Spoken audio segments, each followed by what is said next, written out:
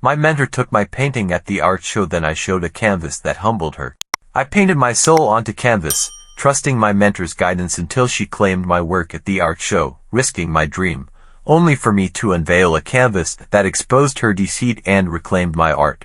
The gallery hummed with anticipation, chandeliers casting a golden glow over polished hardwood floors. The air smelled of crisp white wine and fresh paint, mingling with the faint perfume of the art world's elite critics, collectors, and curators who moved like sharks through the crowd. This was the Silver Brush Art Show, the most prestigious event in our city's art scene, where careers were made or broken in a single night. For me, a 27-year-old painter who'd spent years scraping by on ramen and hope, this was my shot. My painting, Whispers of Dawn, hung at the center of the main gallery, its vibrant swirls of crimson and violet capturing the fleeting moment between night and day. It was my masterpiece, born from months of sleepless nights, tear-streaked sketchbooks, and a heart laid bare. And it was about to be stolen. My mentor, Professor Elaine Marwood, stood at the front of the room, her silver hair gleaming under the lights as she addressed the crowd. Elaine was a legend. Her abstract works graced museums, her name opened doors, and her approval could launch a career. I'd met her 2 years ago at a community art workshop, back when I was a nobody with a paintbrush and a dream. She'd seen something in my rough sketches, or so she said, and took me under her wing. For months, she'd guided me, critiquing my work with a sharp eye, teaching me to blend colors with intention, to let emotion guide my strokes. Whispers of Dawn was the culmination of her mentorship, or so I thought. Now, as she spoke, her voice smooth and commanding, she gestured to my painting and said, "This piece is the pinnacle of my recent explorations, a reflection of my own journey through light and shadow." The words hit me like a punch to the gut. My hands, clutching a glass of cheap Chardonnay, trembled so violently I nearly dropped it.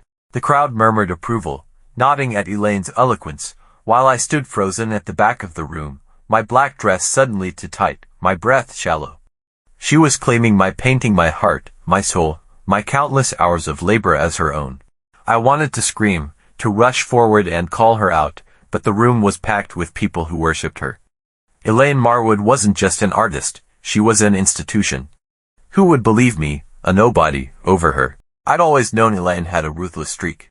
She'd once told me, over coffee in her cluttered studio, that the art world was a battlefield. "You have to fight for your place," she'd said, her eyes glinting. I'd thought she meant fighting for opportunities, not stealing them. But now, as she basked in the crowd's admiration, I saw the truth.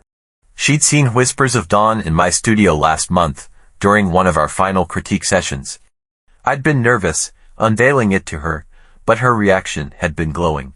"This is extraordinary, Lula," she'd said, her fingers tracing the canvas's edges. "This could change everything for you." I beamed, thinking she was proud. Now I realized she'd been calculating, planning to take it for herself. The betrayal stung, but I wasn't defenseless. My mind raced to the one thing that could save me, my process canvas. It wasn't just a backup, it was my lifeline. Every artist has their quirks, and mine was keeping a second canvas a rough, messy twin to my final work. For Whispers of Dawn, I'd started with a practice canvas, experimenting with colors, textures, and compositions before transferring the best ideas to the final piece. That practice canvas, stored in my tiny apartment, was covered in my initial sketches, paint swatches, and notes scribbled in the margins. Most importantly, it was dated, with timestamps from my phone's camera roll to prove when I'd worked on it. Elaine had never seen it. She didn't even know it existed. I slipped out of the gallery, my heels clicking against the floor as I hurried to the coat check to grab my bag. My phone buzzed in my pocket, a text from my friend Mia, who was in the crowd. "What the hell is Elaine doing?" "That's your painting," I typed back a quick, "I'm handling it," and flagged down a cab. My apartment was only 10 minutes away, but every second felt like an eternity. I needed that canvas, and I needed it now. Back at my place, I tore through my cramped studio, shoving aside easels and stacks of sketchbooks. The practice canvas was leaning against the wall, covered with a tarp. I pulled it free, revealing a chaotic map of my creative process. Rough outlines of Whispers of Dawn's swirling forms, patches of crimson and violet tested and retested, notes in my handwriting about brush sizes and blending techniques. In one corner, I'd written, March 15, 2024, first draft of Dawn, with a Polaroid of myself painting it taped beside it. The final canvas, the one Elaine was claiming, had been completed in July. This practice canvas was undeniable proof of my work, predating her lie by months. I wrapped the canvas in a sheet, called another cab, and headed back to the gallery. My heart pounded as I rehearsed what I'd say. I couldn't just barge in and accuse Elaine. That would make me look desperate, unprofessional. I needed an ally, someone with enough clout to shift the narrative. My thoughts turned to Julian Voss, a respected art critic who'd written a glowing preview of the Silver Brush show for the city's biggest paper. Julian had visited my studio 6 months ago, back when Whispers of Dawn was still a work in progress.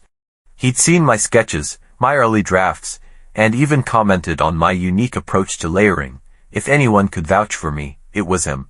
Back at the gallery, the crowd had thinned slightly, but Elaine was still holding court near Whispers of Dawn.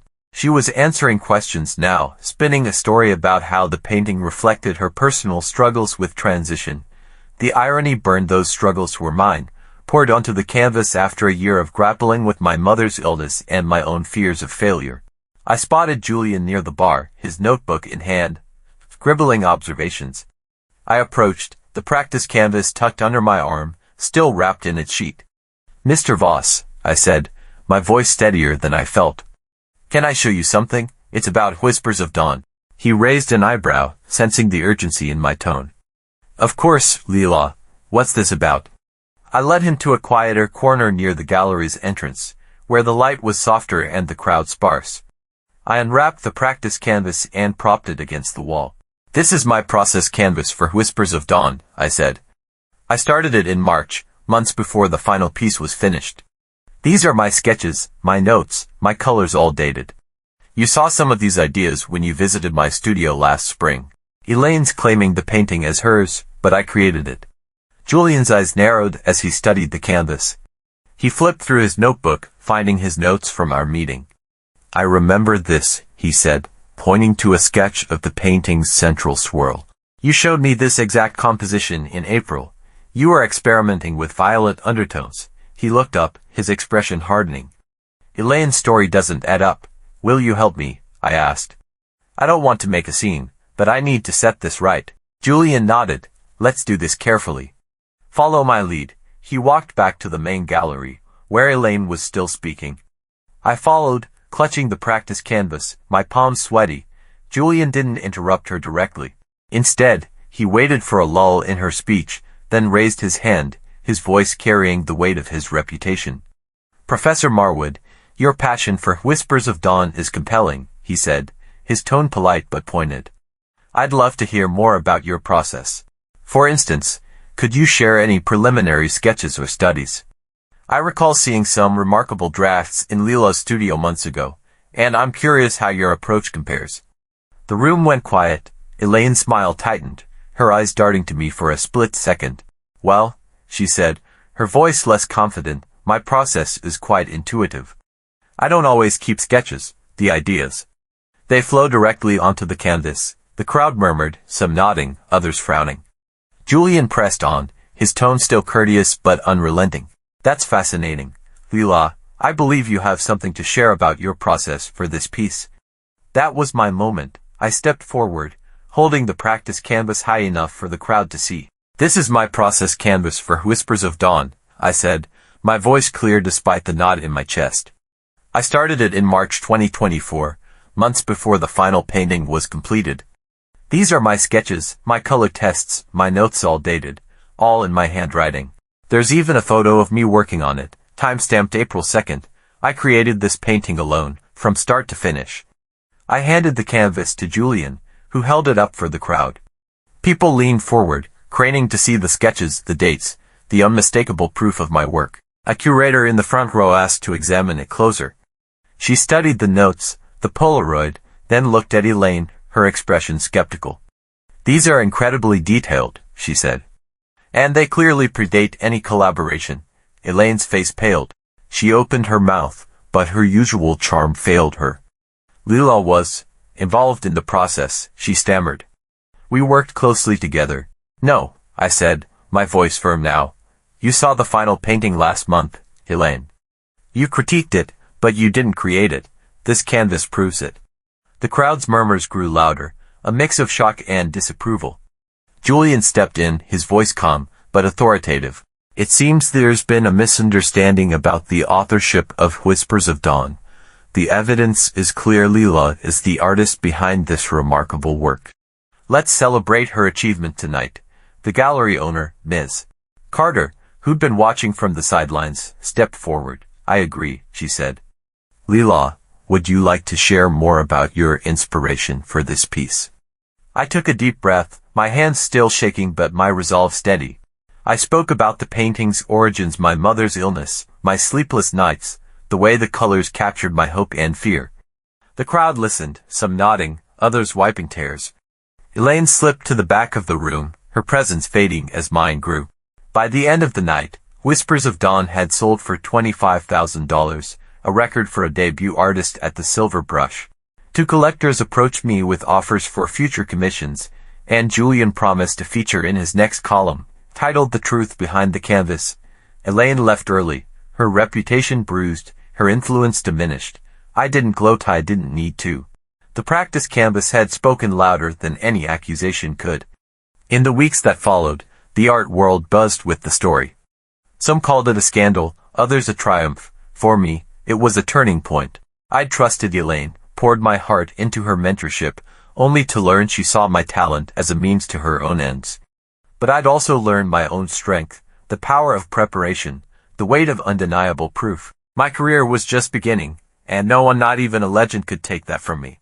The next time I painted, I started a new practice canvas, just as messy, just as honest, but this time, I locked my studio door.